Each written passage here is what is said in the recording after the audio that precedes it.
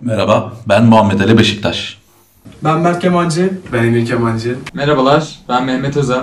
Merhaba, ben Gökhan Kantos. Merhaba, ben Ergün Şenlendirici.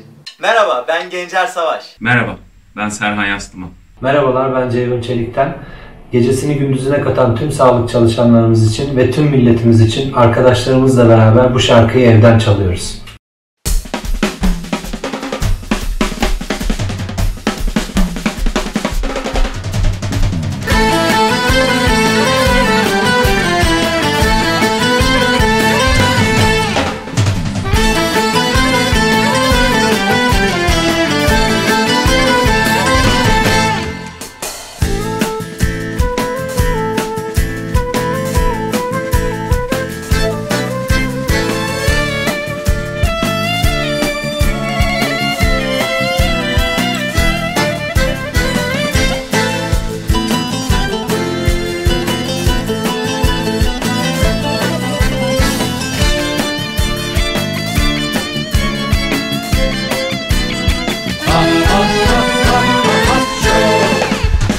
Yaşa.